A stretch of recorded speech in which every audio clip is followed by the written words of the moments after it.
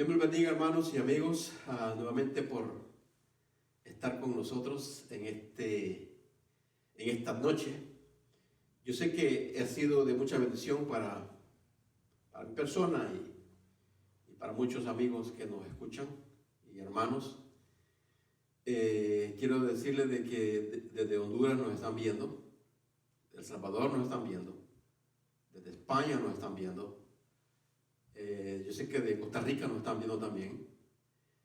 Y gracias por esos comentarios que nos han mandado. Me los mandaron a mí personalmente.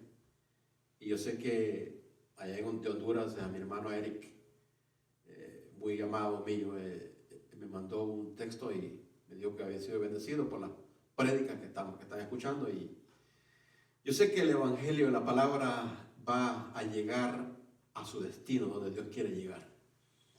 Y también otros amigos de aquí me han mandado textos en persona diciéndome que les están buenas las prédicas y no, he escuchado comentarios buenos y constructivos para mí en cómo mejorar ciertas áreas, y gracias por los comentarios. Son de mucho aprecio. Y también mi amigo Fernando Caballero también nos pidió que lleváramos en oración. Yo sé que lo estamos llevando en oración. Yo sé que Dios, la mano de Dios va a estar sobre ti y todo va a salir bien. Gracias a Dios por todos y yo sé que Dios va a hacer cosas grandes y Dios está haciendo cosas grandes en medio nuestro. En esta noche voy a hacerle una secuencia de enseñanzas en cuanto a las parábolas del reino. Vamos a escudriñar a fondo las diferentes parábolas, porque yo sé que muchos de nosotros tenemos ciertas formas de verlos, cierta forma de interpretar las parábolas. Yo sé que las parábolas, algunas se interpretan solas, algo otras no. Algo otras se requiere de investigar, algo otras se requiere más de, analizar, tener un poquito de conocimiento cultural, tener un poquito de conocimiento en cuanto a cómo se daban. Y una parábola en la Biblia, tanto en el Antiguo Testamento como en el Nuevo Testamento, fueron usadas con un beneficio bien específico para una persona, un individuo o para un grupo de personas. Para empezar, vamos a abrir nuestra palabra de la Biblia en el libro de San Mateo, en el capítulo 13, del versículo 1 al 8. Voy a tomar estas bases, Mateo 13, vamos a hablar, les voy a enseñar acerca de la parábola del sembrador. Y vamos a ver, yo sé que muchos de ustedes han escuchado y tal vez la saben de memoria, pero no lo hemos entendido en el contexto en el cual Jesús lo habló. Y eso es bien importante, que les quede grabado a ustedes el por qué Jesús habló de estas parábolas y cómo lo podemos dividir en las diferentes etapas del ministerio de Jesús. El por qué dijo estas parábolas en esta ocasión, por qué dijo estas otras parábolas en esta otra ocasión, por qué dijo estas otras parábolas al final del ministerio de él.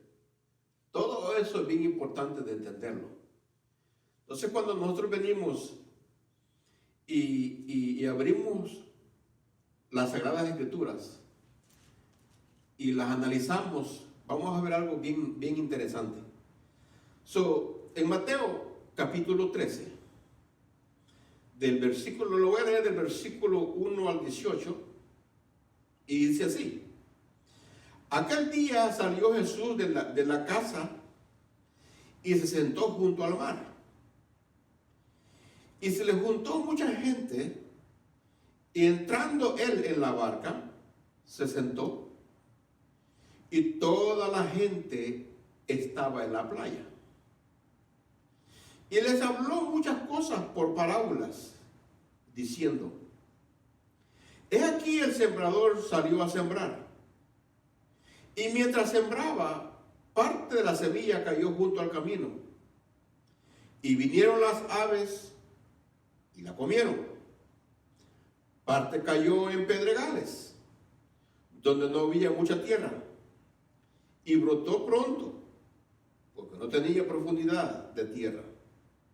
Pero salido el sol, se quemó, y porque no tenía raíz, se secó. Y parte cayó entre espinos, y los espinos crecieron y la ahogaron. Pero parte cayó en buena tierra y dio fruto, cual a 100, cual a 70 y cual a 30 por uno. El que tiene oídos para oír, oiga. Mire esto. Para empezar, yo le voy a decir que es una parábola. La Biblia menciona de parábolas, la Biblia enseña de metáforas, la Biblia enseña de similitudes. Entonces, una parábola es uno de los métodos del arte de la oratoria para ilustrar una verdad moral o religiosa mediante una comparación extraída de la vida corriente. En una parábola no hay límites estrictos entre la parábola y la similitud y la metáfora, aunque estas últimas son más breves que la parábola. O sea, una parábola es una ilustración que, para traer un significado muy importante, pero escondido dentro de la parábola. Le voy a dar un ejemplo de una parábola en el Antiguo Testamento, para que ustedes vean lo que esconde la parábola, esconde el misterio, el secreto. Cuando una persona en el Antiguo Testamento era, voy a decir, confrontado por un pecado, Dios ha sido un Dios número uno en hablar de esa forma. ¿Se acuerdan cuando David cometió el pecado de adulterio? Sé que muchos conocen. David fue confrontado con una parábola. Y en la confrontación que Dios le hizo con una parábola, él mismo se juzgó sin saber. Y él mismo se condenó sin saber. Porque el lenguaje parabólico,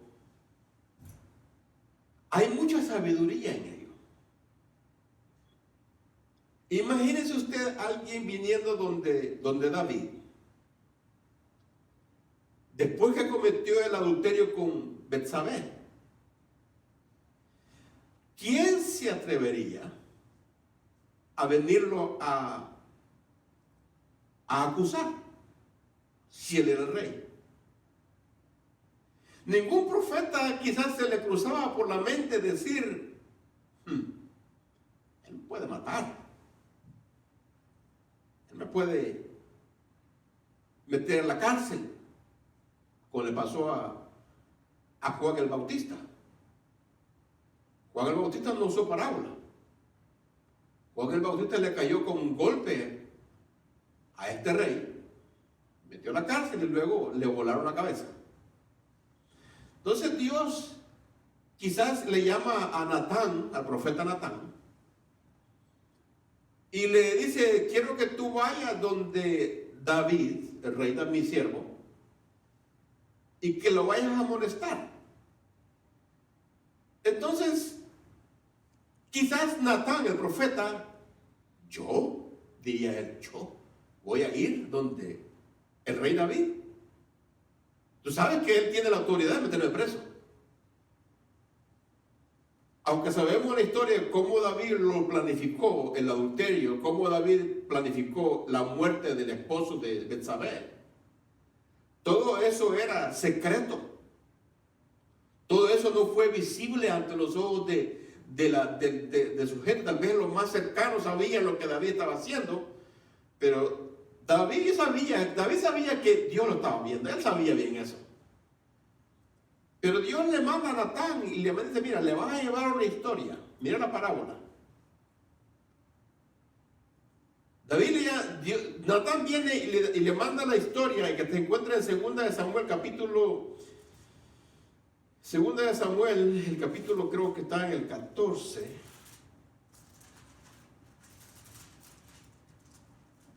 Segunda de Samuel, capítulo 14. Perdón, 13. 12. Capítulo 12. Dios le dice, mira la parábola que le usa aquí Dios. Jehová envió a Natán a David y viniendo a él le dijo, había 2 hombres en una ciudad. El uno era rico y el otro era pobre. El rico tenía numerosas ovejas y vacas. Pero el pobre no tenía más que una sola corderita que él había comprado y criado y que había crecido con él y con sus hijos juntamente, comiendo de su bocado y bebiendo de su vaso y durmiendo en su seno. Y la tenía como una hija. Y vino uno de camino al hombre rico. Y éste no quiso tomar de sus ovejas y de sus vacas para guisar para el caminante que había venido a él, sino que tomó la oveja de aquel hombre pobre y la preparó para aquel que había venido a él. Entonces dice, se encendió el furor de David. Él no captó lo que Dios estaba diciendo. Entonces se encendió el furor de David en gran manera contra aquel hombre, refiriéndose al hombre rico. Y dijo a Natán, vive Jehová, que el que tal hizo es digno de muerte y debe pagar la cordera con 4 tantos, porque hizo tal cosa y no tuvo misericordia. Entonces Natán dijo a David, tú eres aquel hombre. ¿Sabes qué facilito? Tú eres aquel hombre. Así ha dicho Jehová, Dios de Israel. Calladito, suavecito, le llegó Natán a David con una parábola. No tuvo que venir el profeta Natán diciéndole tú y tú y tú, porque David hubiera caído con golpe. Pero usó una parábola, una ilustración, puede decirlo que fácil de entenderla, pero David mismo se juzgó, él mismo se condenó, y vemos bien que fue efectiva la parábola. Entonces cuando venimos, que en el uso del Antiguo Testamento muchas parábolas, no voy a hablar de eso, pero quería traer esta ilustración, porque muchas veces una parábola nos va a hacer conciencia a nosotros mismos, y que la persona que el oyente, digamos, si Jesús lo hizo muchas veces para reprender a los fariseos, muchas veces lo hizo para reprender a los de Israel, en la ocasión cuando le habló de los labradores malvados, una parábola que hizo él, que el mismo pueblo religioso, los fariseos, ellos mismos se dieran cuenta cuando le dijeron, ¿qué ustedes creen? Jesús le dijo, no voy a parafrasearlo, no voy a narrar toda la parábola. Jesús le dijo, ¿qué ustedes creen que se le hará a aquellos que mataron al hijo del dueño de la vid? Entonces los mismos fariseos le dijeron, bueno, los va a meter preso, los va a castigar y le va a quitar la viña a ellos y se la va a dar y se la va a entregar a otros. En otras palabras, la parábola que Jesús estaba hablando estaba haciendo que el mismo pueblo religioso, los fariseos, ellos mismos se juzgaran dentro de sí mismos y al mismo tiempo ellos dijesen una sentencia en contra de ellos mismos. Y fue después cuando Jesús les dijo, de cierto os digo, que el reino de los cielos es quitado de ustedes y va a ser entregado a otro pueblo para que dé fruto. Vemos que ahí podemos ver la transferencia del reino de Dios que fue quitado de los judíos, que fue dado a la iglesia para que demos fruto. Entonces fue una parábola que Jesús hablando ahí, y no me gusta esa forma de Jesús entablar la comunicación con su pueblo. Entonces cuando venimos a nosotros y vemos en la otra parábola de cuando nosotros conocemos la misericordia y el amor de Dios que tiene cuando un pecador se arrepiente, ¿right?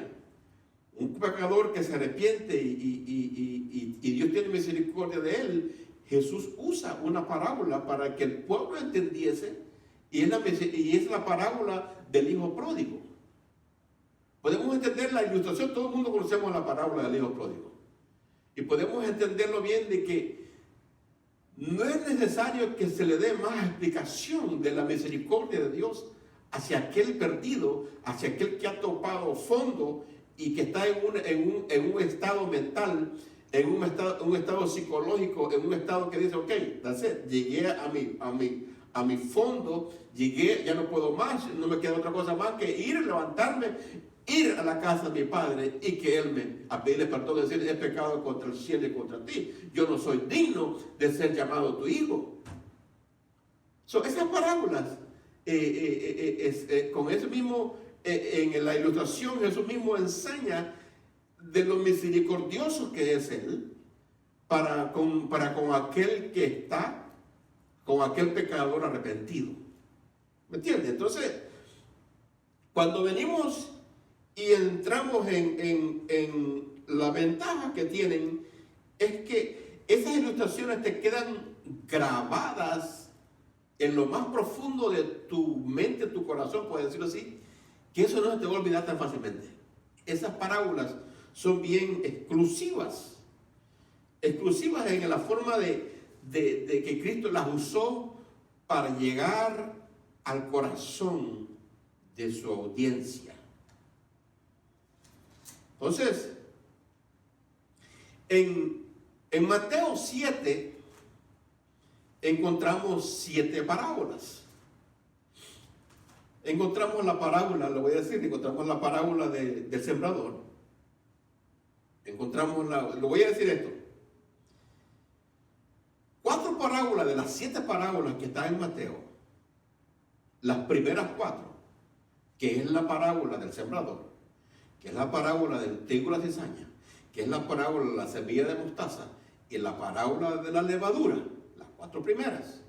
Mira bien cómo si nosotros sabemos clasificarla y separarla, estas 7, 4 primeras y las 3 después, vamos a tener una clara idea de estos misterios. Entonces, en las primeras 4 parábolas fueron pronunciadas o fueron hechas delante de una multitud. La multitud que lo seguía. Las primeras 4.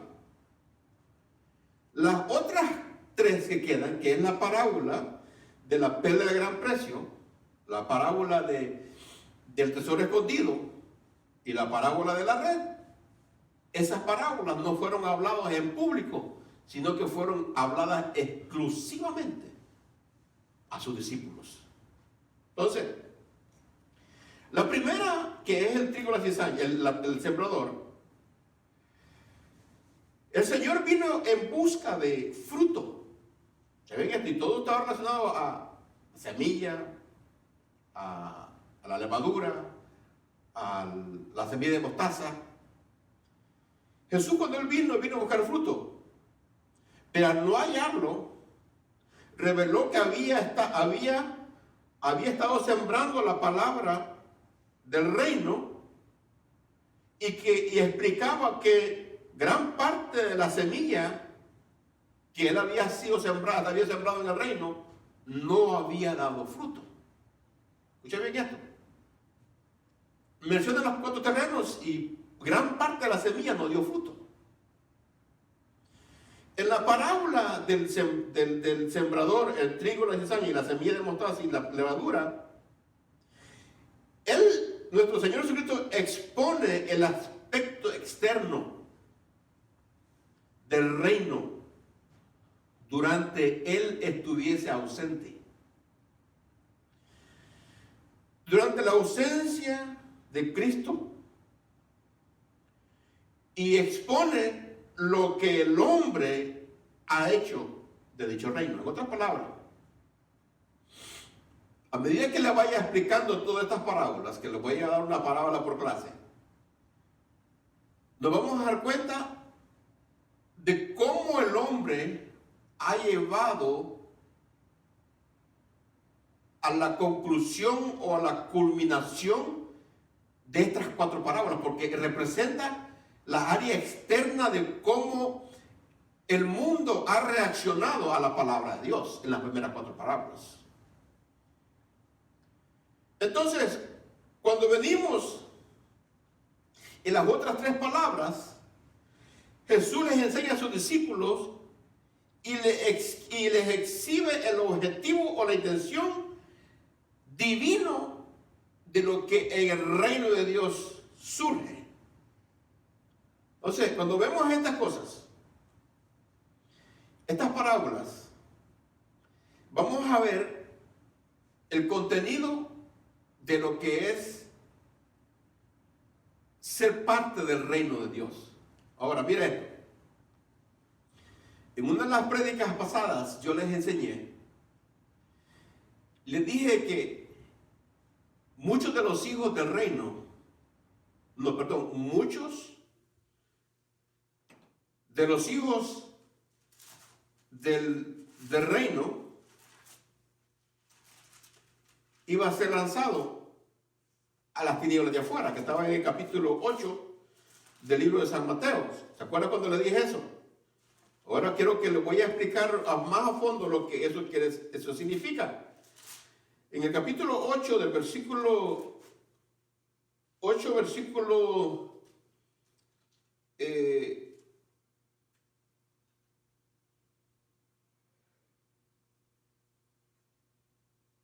12, de Mateo, dice: mas los hijos del reino serán echados a las tinieblas de afuera, y allí será el lloro y el crujir de dientes. Cuando los hijos del reino, que van a ser lanzados afuera, a las tinieblas de afuera, donde va a ser el lloro y el crujir de dientes, para muchos no está claro todavía este versículo, porque cuando yo he hablado con varias personas, y me han dicho: ¿cómo es posible que los hijos del reino, si nosotros somos hijos de Dios, los hijos del reino no van a parar al infierno, no van a parar a la tiniebla de afuera, donde va a ser el lloro y el crujir de dientes? Pero porque no comprendemos el concepto de ser parte del reino de Dios y ser hijo de Dios. Los tenemos cruzados los conceptos de ser hijo de Dios y ser hijo del reino. Como les dije aquel día, cuando le repetí 2 veces, no todos los hijos del reino son hijos de Dios. ¿Se acuerdan cuando le dije eso? Pero todos los hijos de Dios son hijos del reino. Entonces, en Mateo capítulo 13, les voy a empezar a narrar esto, a descifrarlo, por decirlo así, no a narrarlo, a descifrarlo, en la condición que el pueblo de Israel estaba. Porque es bien importante, porque después de esta parábola, cuando Jesús habla de la parábola del sembrador, surge una pregunta después que él le tira esa parábola a Jesús, porque lo vieron que el método de enseñanza de Jesús estaba cambiando ahí. Y al final de haberle dicho la parábola, que fue cuánto tiempo Jesús se puede tardar en hablar de lo que leímos desde el versículo 1 al 8, al 9, cuestiones de minutos, voy a decirlo así. Pero sucede que el pueblo, los mismos discípulos, le dijeron que por qué es que él usaba ese método de parábolas.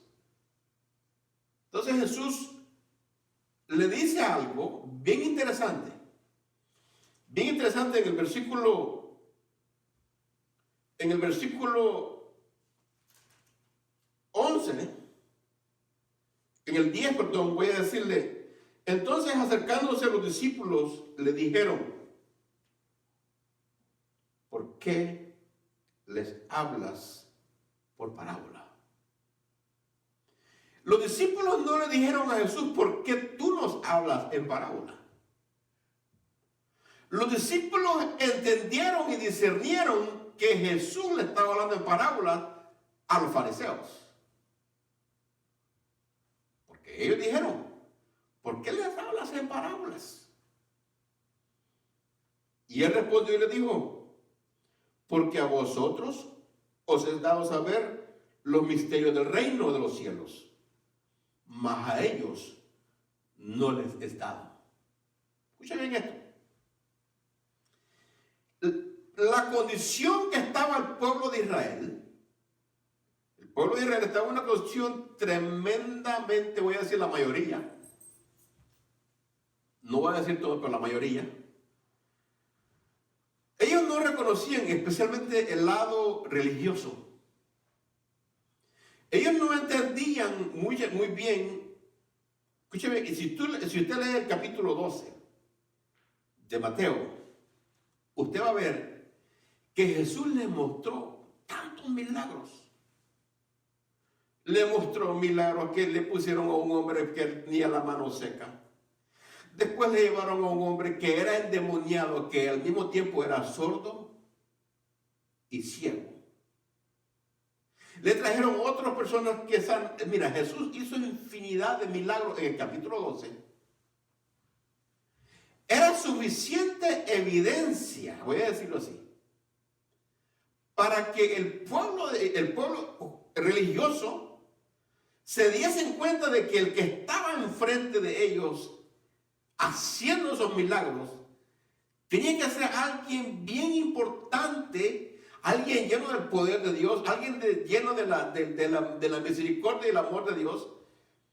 Era suficiente como para que ellos creyesen a esos milagros. Imagínense usted en una multitud, imaginémonos llevándonos estar en el tiempo de Jesús.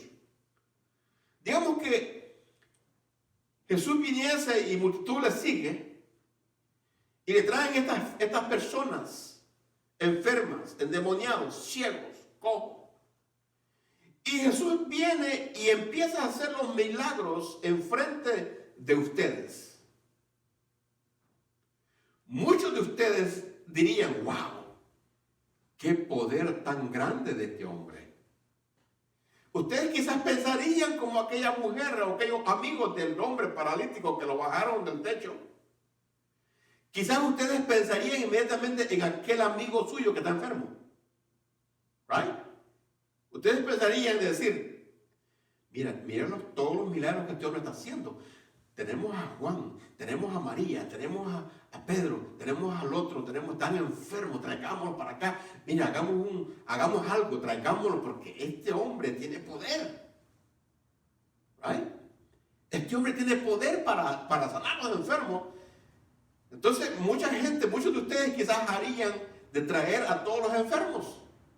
Tal vez muchos de ustedes pensarían, vamos a agarrar a todos los que tienen el coronavirus hoy en día y tragámoslo a Jesús para que Él los sane.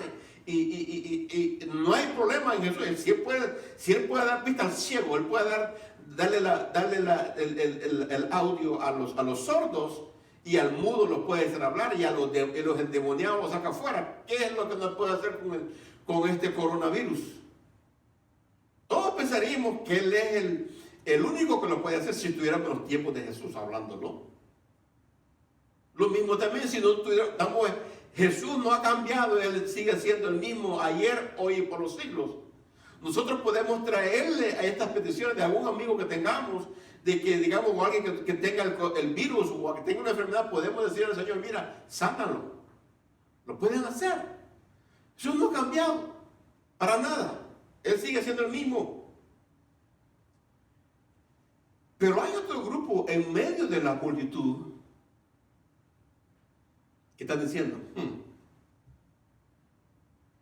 ¿y este hombre quién dice que es? ¿Quién le ha dado autoridad a este hombre para hacer todas estas cosas? Imagínense. Unos están viendo el milagro que Jesús está haciendo. Otros están diciendo, por el poder de Beelzebú, hace todas estas cosas. Por el poder del mismo diablo está haciendo todas estas cosas. Si Jesús conocía los corazones de ellos, ¿cómo ustedes están pensando de esa locura que ustedes están pensando? Les dice. ¿Cómo puede estar un reino dividido en dos? ¿Cómo usted cree que el reino de Satanás va a estar dividido? No puede prevalecer un reino que está dividido, no puede prevalecer. Cuando ellos hacen y le echan los atributos a los milagros que Jesús estaba haciendo, con las evidencias, escuchen bien esto, las evidencias que ellos estaban, aquel hombre que tenía la mano seca lo vieron restaurado. Aquel hombre que había sido ciego lo ven que hoy podía ver. Aquel que había sido mudo y que no oía, también lo vieron. Aquel que era leproso tenía las evidencias delante de ellos. Para ellos venir a decir, demonios tienen. Eso, Jesús les dijo muy claramente, ustedes pueden hablar lo que quieran del Hijo. Ustedes pueden hablar lo que quieran de mí, por decirlo así. Pero el que blasfeme, le dijo, en contra del Espíritu Santo, porque es lo que Jesús estaba, esa era lo que estaban diciendo los fariseos. Estaban blasfemando no en contra de Jesús, sino que estaban blasfemando en contra del Espíritu Santo, lo que el Espíritu Santo estaba haciendo en medio a través de Jesús. Ellos se lo atribuían a Satanás. Esa es la blasfemia del Espíritu Santo. ¿Por qué? Porque las evidencias eran tangibles. Las evidencias de los milagros no podían ellos decir realmente no es verdad. Pero ellos mismos presenciaban delante de sus ojos, estaba haciendo Jesús el milagro y aún ellos dijeron, no te creemos. ¿Te creemos a qué? Los milagros estaban siendo hechos. Entonces esa era la condición, tenían ojos para ver los milagros y no podían ver los milagros. ¡Wow! Tenían oídos para escuchar, porque la Biblia dice que la fe viene por el oír, y el oír de la palabra de Dios, pero estas personas estaban escuchando de la misma fuente, de la misma boca de Jesús, que aquella gente estaba escuchando y que la fe venía a ellos por oír de la palabra de Jesús. ¿Por qué la misma palabra no podía hacer efecto en la vida de aquellas personas que estaban escuchando la misma palabra de Jesús, pero no podían percibir quién era Jesús? Otras palabras, el corazón de esta gente estaba tan incrédulo, estaban tan duros, estaban tan llenos de, voy a decir, de falsedad, de blasfemia, de qué cosa podríamos decir, que Jesús realmente no podía hacer nada con ellos. Entonces cuando Él viene y empieza a decir esto, ok, les he bailado, les he cantado, les he hecho los milagros que quieren, ¿qué más quieren? ¿Qué más quieren? Cualquier palabra que saliera de la boca de Jesús, ahí fue por eso fue que Jesús les habló en parábolas. Para que tengan oído, le dijo, para oír y no oigan. Teniendo oídos para oír no oyen, dice, teniendo ojos para ver no ven. Para que yo los sane. Jesús lo que hace es esto, mire, esto.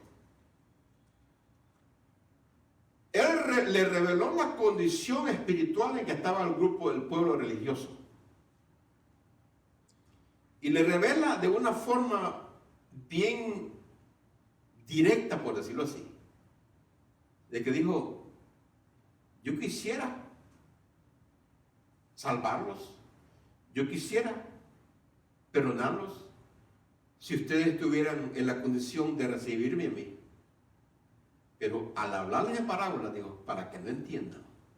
Les voy a hablar en parábolas para que no me entiendan, no me escuchen, y yo los sane y los perdone. Entonces, vemos la condición del pueblo de Israel, el área religioso, que tenían voy a decir, una venda, un telón que les cubría los ojos. Y así muchas veces hay personas en la iglesia. Hay personas en la iglesia en esa condición. Ven los milagros y dicen, eso no fue verdad. Ven esto otro y dicen, no, eso es invento de ellos. Vienen otro y ¿qué sucede? Dicen, no, eso no lo planificaron. Eso está entre los pastores. Y en parte ciertas cosas tienen verdad. Hay una verdad en esto. Que muchos de esos, para jactarse y llevarse la gloria, muchas de esas cosas, milagros que se dicen que son milagros, han sido planeados. Y lo entiendo de esa parte. Pero en el tiempo de Jesús no había eso. No podían decir no, porque los milagros eran visibles. Entonces, en esa condición estaba el pueblo de Israel. Pues cuando Jesús se va al lago de Galilea, mira bien esto. Tal vez usted nunca lo ha visto, o tal vez nunca se ha preguntado, ¿por qué uno de repente le dice el lago? Otra vez se le dice el mar de Galilea. ¿O qué le dice el otro?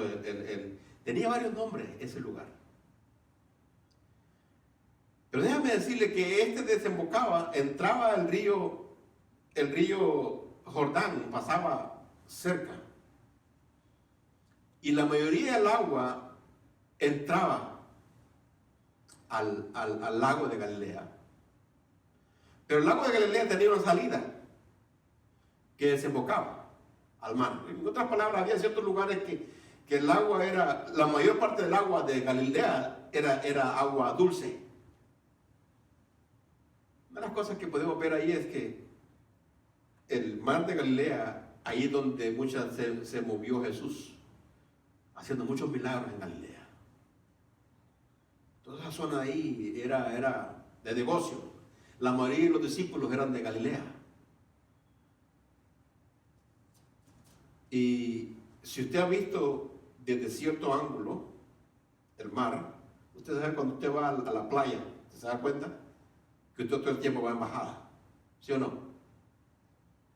Cuando usted va a la playa de nuestros países, usted va a ver que desde lejos, tal vez faltan unos 10 kilómetros para llegar, pero ya ve el mar, pero lo ve de arriba para abajo.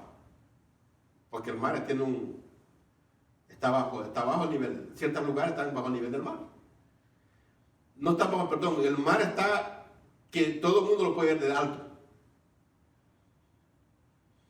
Pero al mismo tiempo, cuando tú estás ya en las playas del mar, puedes ver las colinas para arriba. Y puedes ver los sembradíos.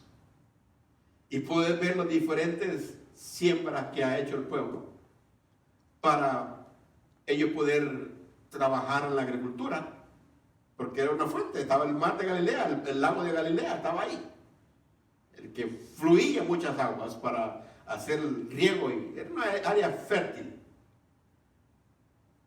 En esa ocasión, Jesús estaba viendo.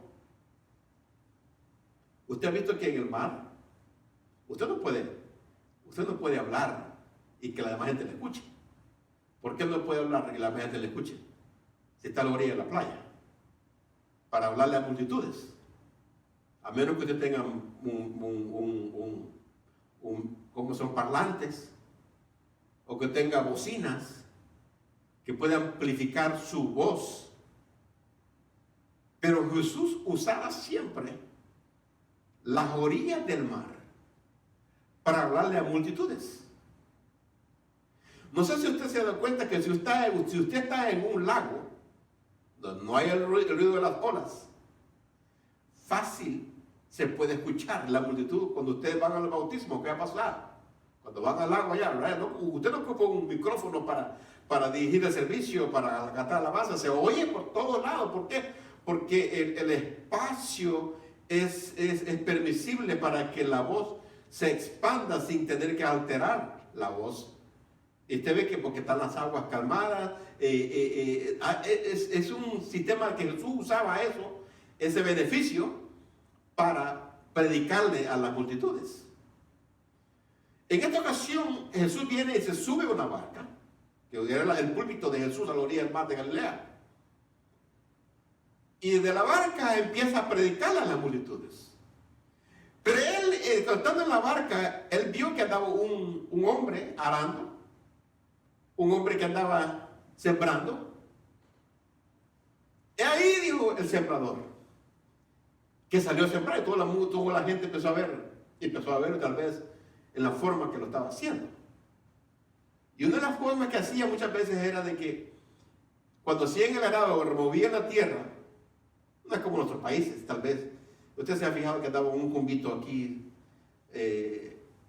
lleno de maíz, por decirlo así, y quedó con una estaca, una puya, que hacían, una práctica que agarra esta gente, que agarraban la puya, hacían el hoyito, tiraban una semilla, 3 semillas o 2 semillas, no sé cuánto lo ponían. Pero, total de que Jesús se le da esa situación, tal vez estabas viéndolo, es ahí el sembrador, ahí le dijo, es ahí el sembrador dice, es aquí, fue una expresión, es aquí, mira, ahí está, es aquí el sembrador que salió a sembrar. Y mientras sembraba, dice, parte de la semilla cayó junto al camino. Y vinieron las aves y lo comieron. Y es bien importante que ustedes entiendan todas estas frases, porque esta parábola, vamos a sacar muchos ingredientes de esta parábola. Por ejemplo, ingredientes de la semilla. Vamos a ver el otro, dice que cayó junto al camino y menciona las aves, menciona pedregales, menciona entre espinos y menciona que cayó en buena tierra. Entonces estamos hablando que hay ciertos ingredientes en esta parábola que más adelante en la interpretación de las otras parábolas que Jesús no las explicó, porque Jesús solo explica 2 parábolas de las 7 parábolas del capítulo 13 de Mateo. Jesús solo explicó 2 parábolas. ¿Y cuáles fueron esas parábolas que Jesús explicó? Fue la del sembrador y fue la del trigo y la cizaña. Las otras 5 parábolas más, Él no dio el significado. Es bien importante que pongamos atención a estos ingredientes que vamos a encontrar en esta parábola del sembrador. Y dice, parte cayó en pedregales, donde no había mucha tierra, y brotó pronto, porque no tenía profundidad de tierra. Pero salido el sol, dice, se quemó, y porque no tenía raíz, se secó. Y parte cayó entre espinos, y los espinos crecieron y la ahogaron. Pero parte cayó en buena tierra y dio fruto, el cual a 100, cual a 60 y cual a 30 por 1. Ok. Mire bien esto. Cuando él da la interpretación de esta parábola, que la vamos a encontrar más adelante, en el versículo 18 del mismo capítulo 13, él da la interpretación de esa parábola. Y le dice: oíd pues vosotros la parábola del sembrador. La que cayó en medio del camino. Empieza Jesús a hablar. Cuando Jesús veía a aquel sembrador, por decirlo así, Jesús estaba viendo, había un lugar donde la gente caminaba. Usted siempre ve que hay veredas, o tal vez el campo, siempre había un lugar en donde todavía hoy lo vemos hoy en día, lo vemos cuando hay cierta línea de que no se siembra ahí, porque es donde ellos vienen y recogen todo el producto y lo ponen a la orilla del camino, en donde los camiones o las carretas vienen y transportan el producto que han sacado de ahí, y ese es el camino en donde ellos pueden, y ese camino usualmente está bien pisado, está bien duro, está bien, o sea, no ha sido removido no ha sido removido en la preparación de la tierra, porque intencionalmente ese camino no tenía que removerse la tierra para sembrar, no era un lugar para. Pero cuando el sembrador iba sembrando, voy a decirlo así, otra forma que tenía en el pueblo de Israel en aquellos tiempos era que movían la tierra, le removían, right? La araban, y cuando iban arando y después que le habían movido la tierra, lo que iba haciendo es que el sembrador tiraba la semilla enfrente, para que cuando los bueyes pasaran, tal vez él iba caminando, la misma tierra lo cubría, la semilla, pero cuando tiraba la semilla así, parte de la semilla caía a la orilla del camino, que no era específicamente un lugar para sembrar. Pero Jesús le dice: la que cayó a la orilla del camino, es obvio que no va a crecer porque está duro. No va a haber algo que la cubra, porque va a quedar expuesta al sol, a las aves. Entonces él le dice: miren, el reino de los cielos es semejante a esto. El que siembra le dice, cuando alguno oye la palabra, allá Jesús le está dando la interpretación. Cuando alguno oye la palabra del reino y no la entiende. ¿Cuántos de aquí nos ha sucedido eso? Realmente, si estás aquí en la iglesia, es porque lo has entendido. Lo has entendido y has entendido el mensaje de la palabra de Dios. Entonces le dice, cuando alguno oye la palabra del reino y no la entiende. En la parábola él decía que ¿quiénes se comieron la semilla? Las aves. ¿Right? Ahora, ¿quiénes simbolizan las aves en esta parábola? Mira esto.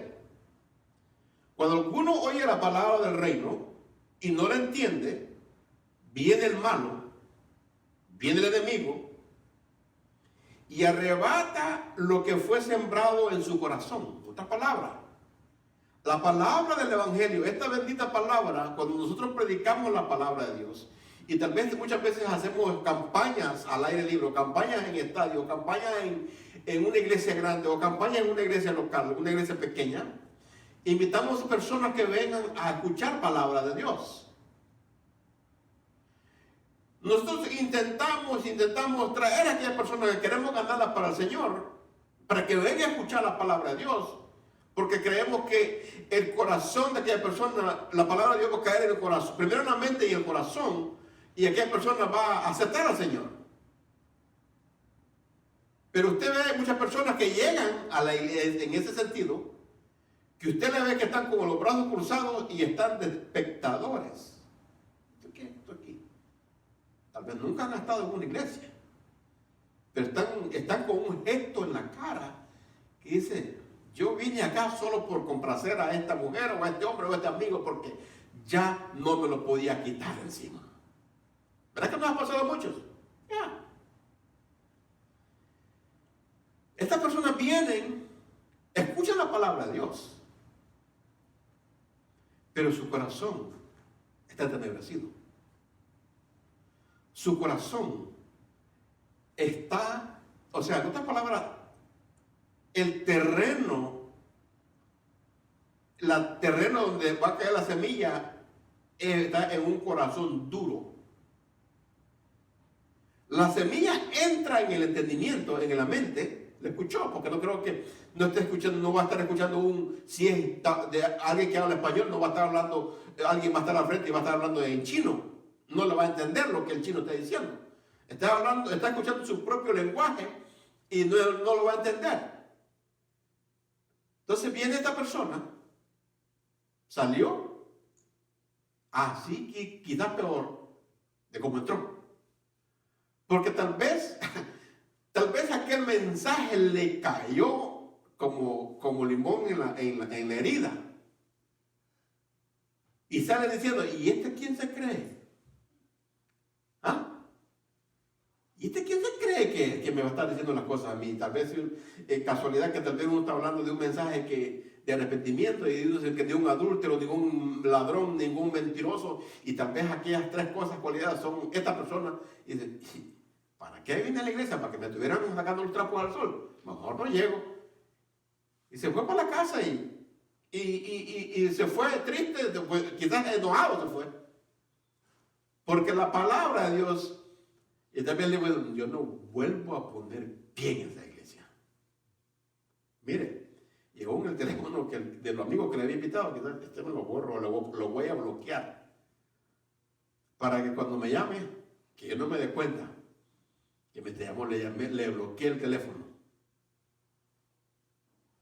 Y cuando te lo ves allá en el mall o en la calle, hey, ¿qué pasó? ¿Por qué no me estás llamando? No encontré el teléfono y te estaba llamando. No, es que me perdió el teléfono y perdí todos los contactos. Mentiroso. ¿Sí? ¿Qué es lo que hace? ¿Quién es que hizo que la palabra que cayó en el corazón no hiciera efecto? El enemigo, Satanás, los demonios. Se encargaron de arrebatar la semilla de la palabra que había caído en el corazón, en la mente de aquella persona, pero no pudo penetrar. ¿Por qué? Porque tenía un corazón duro. Right.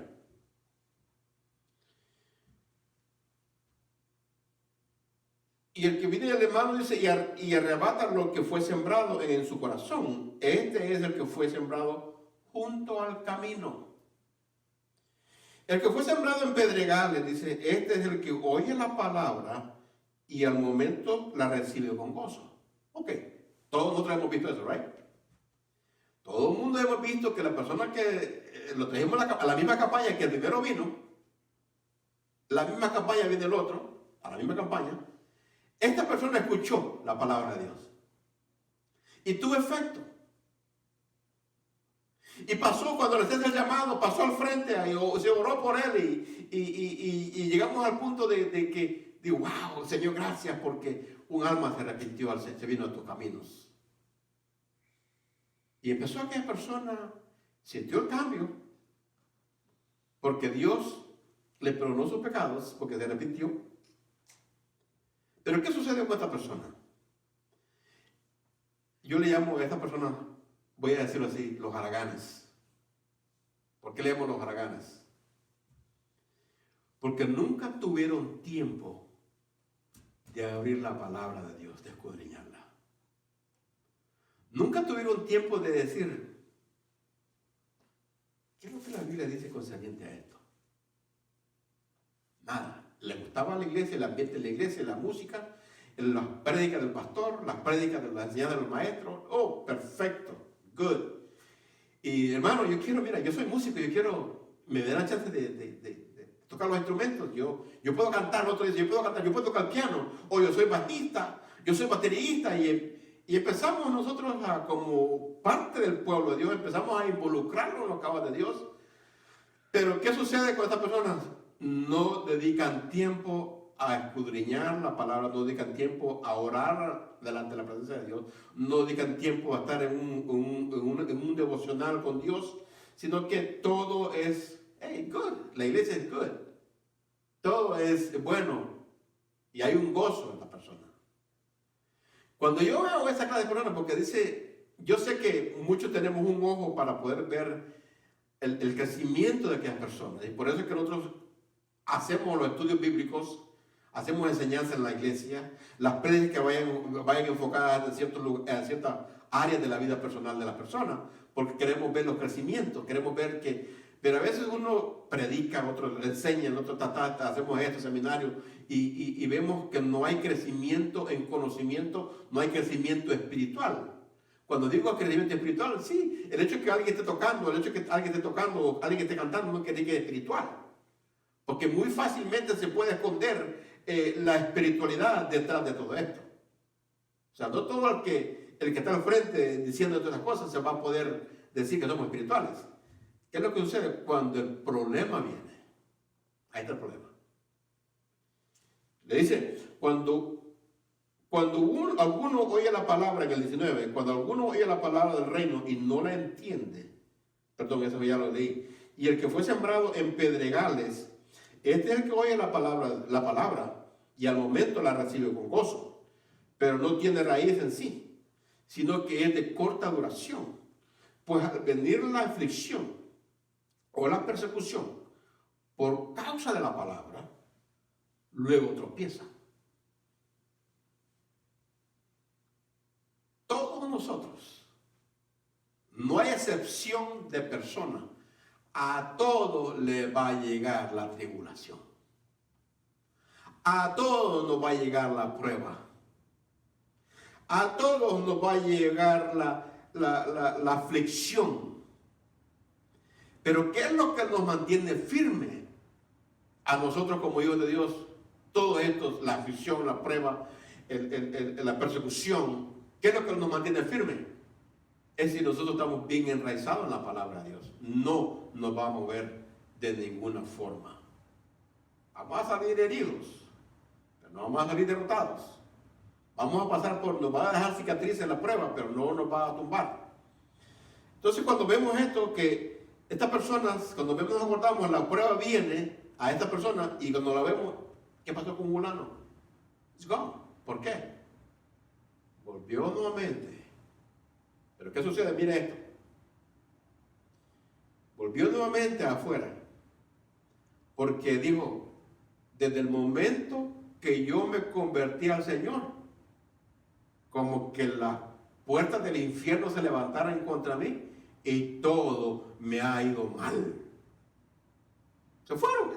Dicen, estaba mejor antes de venir a los pies de Cristo que cuando estuve esos 6 meses, 1 año, 2 años en la iglesia. Se fue. El que fue sembrado entre espinos, dice, este es el que oye la palabra, pero el afán de este siglo y el engaño de las riquezas ahogan la palabra y se hace infructuosa. ¿Qué es esto? Esto es lo que le gusta el dinero, que le gusta movilizarse en negocio. Y está bien, no hay nada malo en eso. Tengas tu propio negocio. Buenos beneficios de tener su propio negocio. Pero ¿qué sucede? Que cuando venimos, estamos bien, como empezó el que cayó en medio de pedregales, entramos bien con feliz y todo eso, escuchamos la palabra, nos convertimos y empezamos a decir, el Señor me está bendiciendo el negocio, mi hermano, síganle orando a Dios para que me bendiga el negocio. Mire, muchas veces hay que tener cuidado con eso. Pide oración para que Dios lo haga fructífero, para que haga producir el negocio. A veces tenemos que ser sabios nosotros como líderes, de orar de una forma. No como aquel hombre que le dice, vino el pastor, le dice, pastor, mire, yo sé que yo estoy contento con mi Señor, que Dios me está bendiciendo y yo tengo mi negocio y yo quisiera de que usted ore, mi hermano, usted ore por mi negocio para que Dios me lo bendiga. El pastor, por ser carismático, le dice, sí, hermano, vamos a orar. Vamos a orar en este momento. Le dice, ok, vamos a orar. Estamos orando y el pastor se va de rodillas, o el hermano, vamos a llevar a nuestro hermano en oración para que Dios lo bendiga en su negocio, para que Dios le mande más clientes. Eso es lo que oramos, ¿right? Pero oramos para alguien que tenga negocio, que Dios le mande más clientes. Y viene el hombre y empezamos a orar y de repente Dios ilumina al pastor o a alguien de la iglesia y le dice: ¿le has preguntado qué clase de negocio tiene? Oh, no, espera un momentito. Se va del hermano, le dice: ¿y usted qué clase de negocio tiene? Ah, hermano, yo tengo una funeraria, le dice. Estaba pidiéndole que le mandaran clientes. Si es un dueño de una funeraria, ¿cuáles son los clientes? Estaba pidiendo que le murieran la gente para que el negocio, el negocio va a crecer entre más gente muerta hay. Alguien tiene que pagar ese precio, pero yo no voy a orar por una funeraria.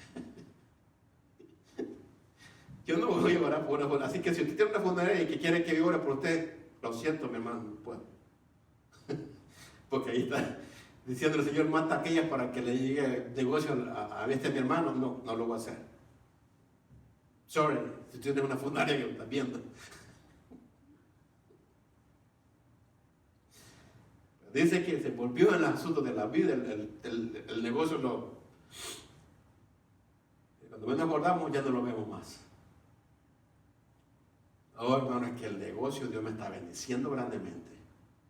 Y ahora, mis dos manos no alcanzan. Ya mi gente que tengo, ya tengo que contratar más empleados porque este negocio está bueno y tengo que atenderlo.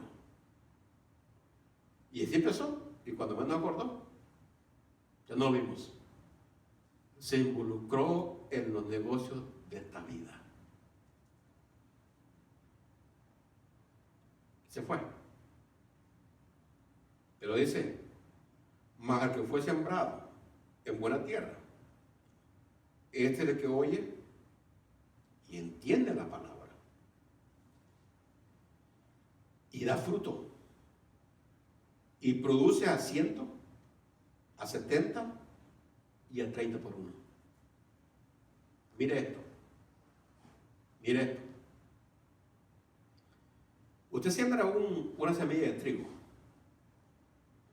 le va a salir la espiga, le va a salir la mata, no sé cómo le llaman, mata o el trigo, como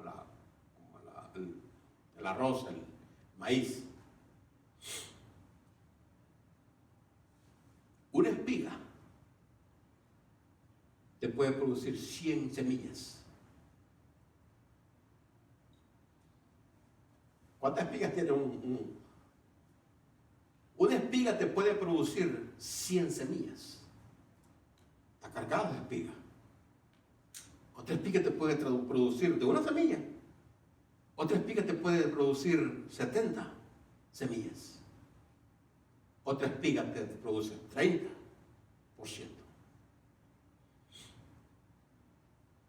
Cuando lo comparamos nosotros a todo esto, hablándolo así, venimos y entendemos que nosotros que estamos acá, que ha caído en buena tierra, nosotros estamos produciendo para el reino de Dios. Tú y yo estamos produciendo del reino de Dios. En conclusión, es que todos estos 4 en la cual cayó la semilla vienen a ser parte del reino. Aunque aquel se fue, aunque ya no lo vemos más a la iglesia, pero allá afuera anda diciendo: yo soy hijo de Dios. No, es hijo del reino, porque la semilla cayó ahí, porque la semilla quedó ahí grabada en su corazón. Ese es un hijo del reino. Y en su tiempo muchas veces estuvo en la iglesia, produjo esto, el otro, pero se fue. Es hijo del reino, está marcado como hijo del reino. Pero es hijo de Dios. Lo siento, no es hijo de Dios, es hijo del reino. Por eso es que Jesús dijo, en el día muchos me van a decir, Señor, Señor, en tu nombre hicimos esto. Yo cantaba en el grupo de alabanza de la iglesia, yo tocaba el piano, yo hacía esto, yo evangelizaba. Pero ¿qué nos va a decir? Apartaos de mí, hacedores de maldad. Sí son hijos del reino, pero no son hijos de Dios. No confundamos eso. Yo sé que más adelante voy a hablar más concerniente a la parábola, la próxima clase va a ser el artículo de cizaña. Y ahí vamos a ver unos detalles bien importantes concernientes al regreso de nuestro Señor Jesucristo. Pero en esta ocasión, lo que le quiero contar con esto es que si tú has estado fuera o has venido aquí por casualidad a escucharnos y que te has desligado un poquito, asegúrate que tú eres un hijo de Dios y no solamente un hijo del reino. Hay una diferencia muy grande entre esos dos. Yo quiero que todos nosotros seamos hijos de Dios. ¿Y cuál es la señal que eres hijo de Dios? Que estés dando fruto. Al 100%, al 70% o al 30%. Pero de una u otra forma, tú tienes que estar dando fruto. Así que, espero de que no me cambies el canal en las próximas clases, porque vamos a traer una serie de enseñanzas en las parábolas que son misterios del reino de Dios. Dios te bendiga y Dios te guarde.